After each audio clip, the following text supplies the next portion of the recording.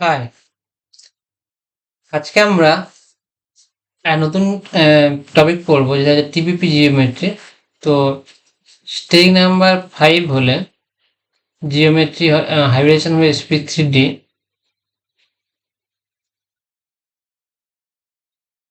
এবং জিওমেট্রি হবে আমাদের TBP, ট্রাইগোনাল বাইপিরামিড। তো চলো আমরা প্রথম বোঝার চেষ্টা করি টিপিপি জিওমেট্রি অ্যাকচুয়ালি কিরকম। ধরো একটা মলিকুল হচ্ছে AX5, সেখানে কি হয়,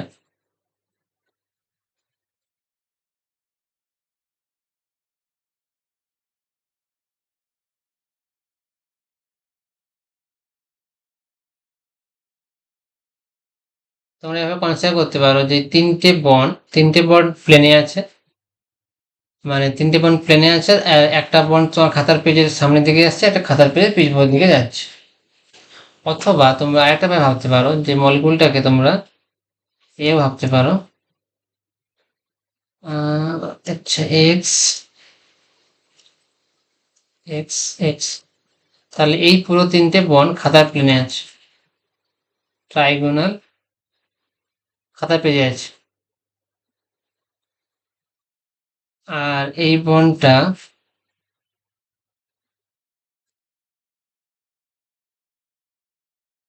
খাতার পেজ থেকে উঠে গেছে নিচের দিকে, উপর দিকে, আর এটা হচ্ছে নিচের দিকে নেমে গেছে। তো সেখান থেকে ট্রাইগোনাল বাইপিরামিডাল জিওমেট্রিটা তৈরি হচ্ছে। ট্রাইগোনাল হচ্ছে প্লেন, তারপর বাইপিরামিডাল হচ্ছে ব্যাপারটা, যাই হোক এইভাবে। তো ভালো করে বোঝার চেষ্টা করো, তাহলে আমি দেখার চেষ্টা করছি। হুম, বোঝার চেষ্টা করো যে এই তিনটে হচ্ছে, এটা হচ্ছে ট্রাইগোনাল প্লেন। এই ট্রাইগোনাল প্লেনে তিনটে বন্ড প্লেনে আছে, একটা উপরে উঠেছে, একটা নিচে নেমেছে। এটা হচ্ছে ট্রাইগোনাল বাইপিরামিডাল জিওমেট্রি। ট্রাইগোনাল বাইপিরামিডাল জিওমেট্রি ভালো করে বোঝার চেষ্টা করো। এভাবে তুমি দেখতে পারো যে তিনটে বন্ড যদি খাতার প্লেনে থাকে, একটা বন্ড তোমার তাহলে বাইরে তোমার সামনে তোমার দিকে আসতেছে, আর একটা বন্ড পিছন দিকে যাচ্ছে, বুঝতে পারলে? এটা হচ্ছে ট্রাইগোনাল বাইপিরামিডাল জিওমেট্রি। ভালো করে বোঝার চেষ্টা করো, এটা এই বন্ডটাকে বলা হয় অ্যাক্সিয়াল বন্ড। এটাকে বলে অ্যাক্সিয়াল বন্ড, দুটো অ্যাক্সিয়াল বন্ড, একটা উপরে একটা নিচে। মানে হচ্ছে এই বন্ডটা হচ্ছে অ্যাক্সিয়াল, আর এই বন্ডটা হচ্ছে অ্যাক্সিয়াল। আর বাকি যে তিনটে বন্ড প্লেনে আছে, এই তিনটে প্লেনের বন্ডকে বলা হয় ইকুয়েটোরিয়াল বন্ড। এই তিনটে এক্স হচ্ছে ইকুয়েটোরিয়াল বন্ড। ভালো করে বোঝার চেষ্টা করো,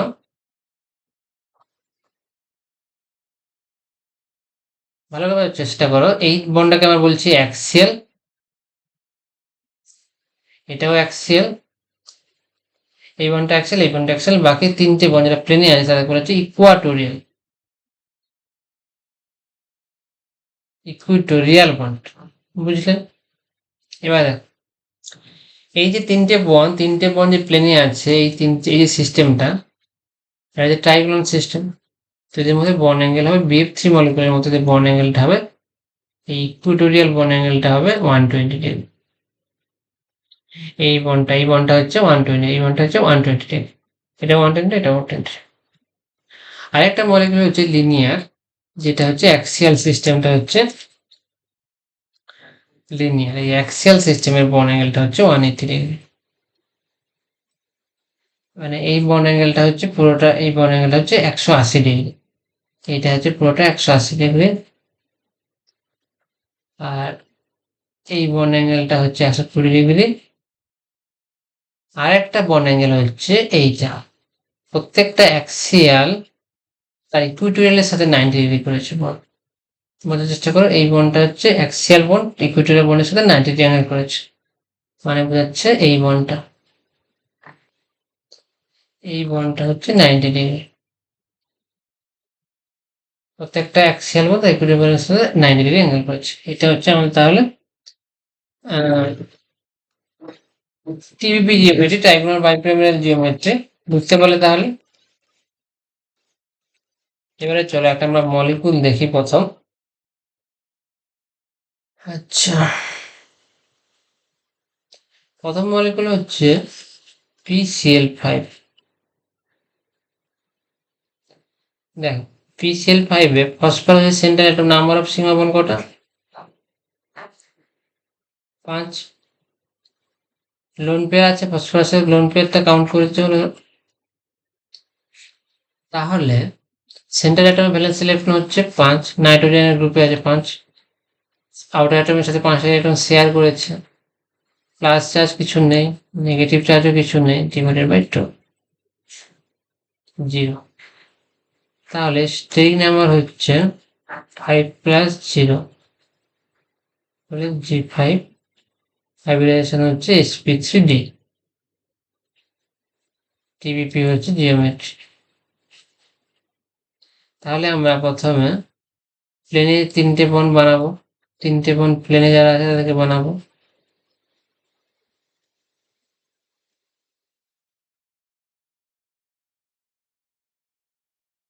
অ্যাক্সিয়াল বন্ডগুলো লম্বা হবে, রিলেটিভলি লম্বা হবে, ইকুইটোরিয়ালে থাকতে, এটাকে অ্যাক্সিয়াল বলবো, সেটা equatorial, Equatorial.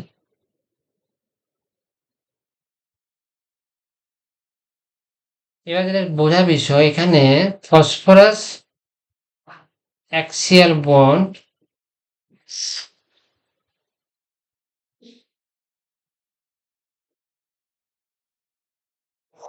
Axial bond, bond length ছোট, বন্ড লেন্থ স্মল, তার থাকতে বেশি হবে axial phosphorus equatorial.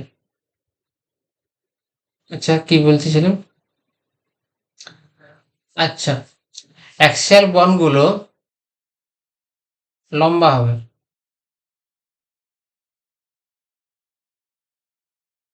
Bond length higher,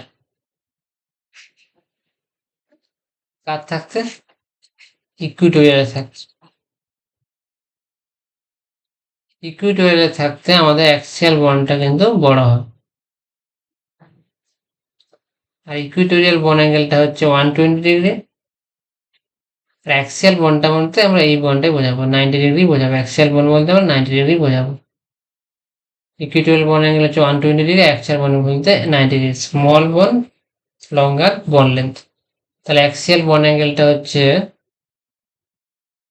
axial bond অ্যাঙ্গেলটা মানে CL equatorial phosphorus, CL axial, এটা হচ্ছে 90 ডিগ্রি,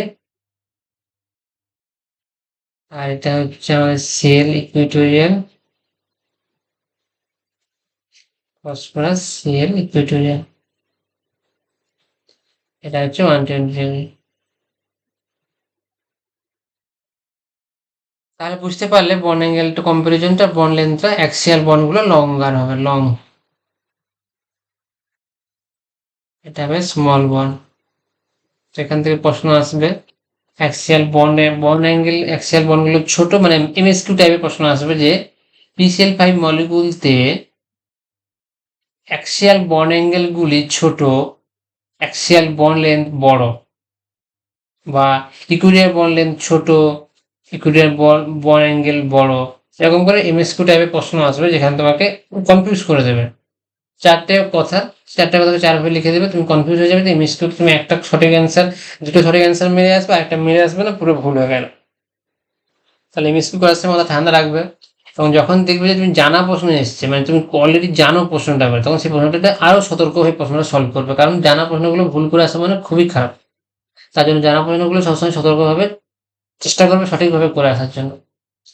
আজকে একটা আমি তোমাদের ইনস্টাগ্রামে পড়াচ্ছি, ওই আমি যে পোস্ট করি সেখানে কয়েকটা মেয়ে আছে আমার স্টুডেন্ট আর কি, তারা ফলো করেছিল আর কি, আমি মাঝে মাঝে একটু দেখি কি করে, বা তাদের পোস্ট টোস্ট গুলো করে সেগুলো আমার প্রোফাইলে আসে আর কি, স্টোরি লাগালে আমার প্রোফাইলে আসে, দেখা যায়।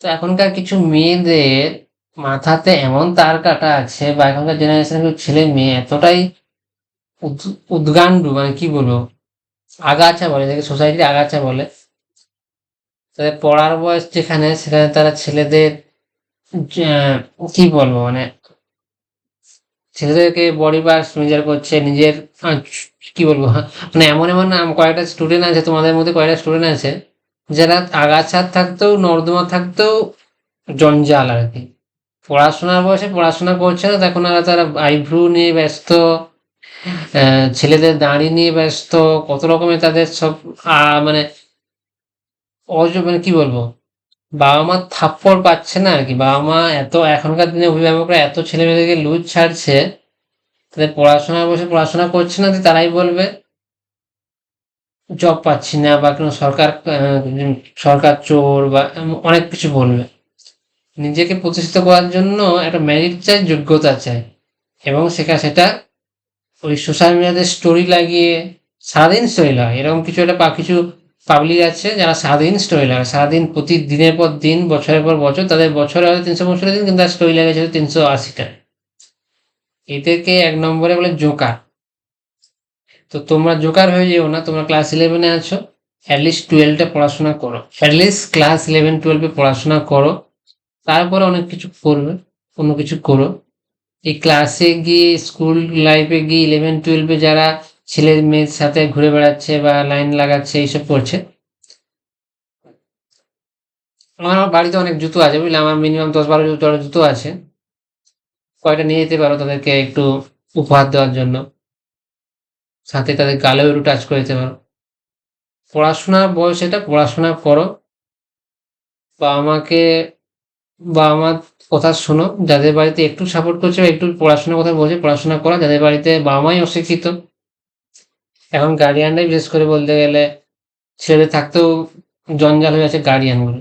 গার্ডিয়ানগুলো সঠিক নয় বলে আজকালকার ছেলেমেয়েরা তো বিগড়ে যাচ্ছে। আমাদের সময় লাঠি পড়তো, আর কিচ্ছু নয়। আমাদের সময় দুটো লাঠি পড়তো, বাস। এমন আমার বাড়িতে, পাড়া বাড়িতে একটা মেয়ে ছিল আর কি, সে টিউশন যেত, টিউশন শেষ হয়ে যেত 9টাতে, সে বাড়ি ফিরতো 12টার সময়। তাহলে তখন কোথায় ছিলিস? তাকে সবার সামনে রাস্তায়, মানে তাকে মেরে মেরে, বাড়ি থেকে মেরে মেরে, সে বাড়িতে, আমাদের সামনে পুকুর আছে, পুকুরের ওপারে ওর বাড়ি, মানে মেরে মেরে সে বাড়ি থেকে বের করে পুকুর পাড় পর্যন্ত মেরে, মানে পিটে পিটে তাকে আহ পিটাচ্ছে আর কি। সবাই, মানে এমন একটা ব্যাপার।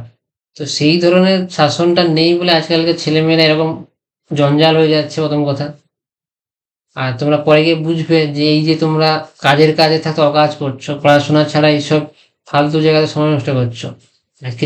আজকে যে পড়াশোনা করছো, কালকে সে ইঞ্জিনিয়ার, ডক্টর, টিচার, প্রফেসর হবে, সায়েন্টিস্ট হবে। আর বাকিরা জঞ্জাল হয়ে থাকবে, সোসাইটিতে জঞ্জাল ভর্তিছে। তুমি যদি জঞ্জাল হতে চাও, তাহলে তুমি এসবই করো। আর যদি পড়াশোনা করতে হয়, তাহলে পড়াশোনাটা করো, তুমি প্রফিট পাবেই। তুমি এখান থেকে তুমি একটা গোল্ডেন লাইফ পাবে, যেখানে এই জঞ্জালদের পাশে বা আশেপাশে তোমাকে থাকতে হবে না। তো নিজেকে ম্যাচিওর করো, পড়াশোনা করো। নাহলে যেইখানে জন্মেছো সেইখানেই পড়ে থাকবে, সেই পচা ওয়েস্ট বেঙ্গলে পড়েই থাকবে। আর ওইখানে জঞ্জালদের মধ্যেই থাকতে হবে। নিজেকে পড়াশোনা, খুব ভালো করে পড়াশোনা করো, ম্যাচিওর করো, নিজেকে শিক্ষিত করো, এবং লাইফস্টাইলটাকে হায়ার করো। ওই ওয়েস্ট বেঙ্গলে পচা ইউনিভার্সিটিতে পড়া বা পচা কলেজে পড়া থাকতে, কোনো আইআইটি, বড় বড় IISER, NIT, National Institute of Technology, Indian Institute of Technology, ISC Bangalore, Indian, যাই হোক, আইআইএসসি হচ্ছে কি, ইন্ডিয়ান ইনস্টিটিউট অফ সায়েন্স, আচ্ছা, এনআইটি, এইগুলোতে পড়াশোনার চেষ্টা করো। বা এইমস, দিল্লিতে এইমস রয়েছে, মেডিকেল, বড় বড় মেডিকেল কলেজ রয়েছে, সেইগুলোতে নিজেকে ভাবো যে আমি এগুলোতে একদিন যাবো, বাবা, আমাকে যেতে হবে। নাহলে এই সব কোথায়, আশেপাশে পচা কলেজ, সেন্ট জেভিয়ার্স থেকে, প্রেসিডেন্সি থেকে, যাদবপুর থেকে, রাজাবাজার থেকে, বিভিন্ন যে এখন রাস্তার কলেজগুলো, রাস্তার কলেজ বলে, রাস্তার ধারেই এখন হয়ে গেছে, মানে ব্যাপারটা এরকম দাঁড়িয়ে গেছে, ওগুলো রাস্তার কলেজই হয়ে গেছে। রাস্তার ধারেই কলেজগুলো এখন, ওদের স্ট্যান্ডার্ডও রাস্তা কলেজ হয়ে গেছে। সারাদিন ছেলে মেয়ে শুধু বিড়ি সিগারেট খায়, রাতে গিয়ে ক্লাবে গিয়ে নাচে, 2 দিন 3 দিন ঘর ফেরেন, বাড়ি ফেরে না, রুমে ফেরে না।